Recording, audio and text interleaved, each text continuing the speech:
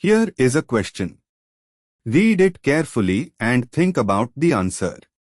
Let us solve it step by step. Let us begin solving this step by step.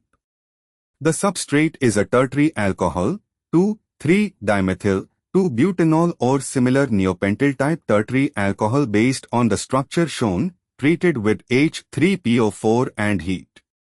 The products shown include two different alkenes, one of which appears to have a rearranged carbon skeleton, a geminal disubstituted alkene. Moving on to the next step. H3PO4 with heat is a classic acid-catalyzed dehydration of an alcohol. Water is eliminated to form alkenes. Statement 1 is true. Moving on to the next step.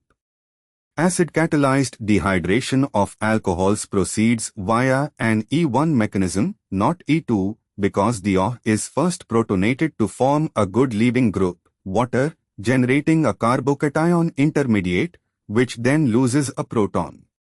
E2 is a concerted bimolecular elimination requiring a strong base. H3PO4 is not a strong base, and tertiary carbocations favor E1. Statement 2 is false. And for the final step.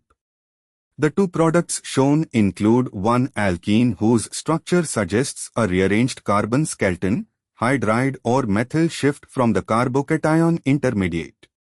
The appearance of a rearranged product with a different carbon skeleton, example, a neopentyl type rearrangement, confirms that a 1,2 shift carbon skeleton migration has occurred.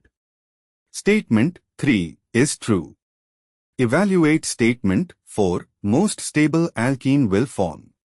Under E1 conditions with acid and heat, Zaitsev's rule applies. The more substituted, more stable alkene is the major product. The reaction conditions favor formation of the most stable alkene. Statement 4 is true.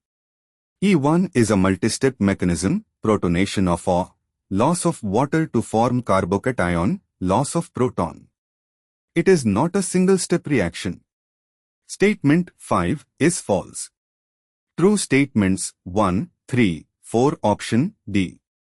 Therefore, the correct answer is D. Therefore, the correct answer is option D.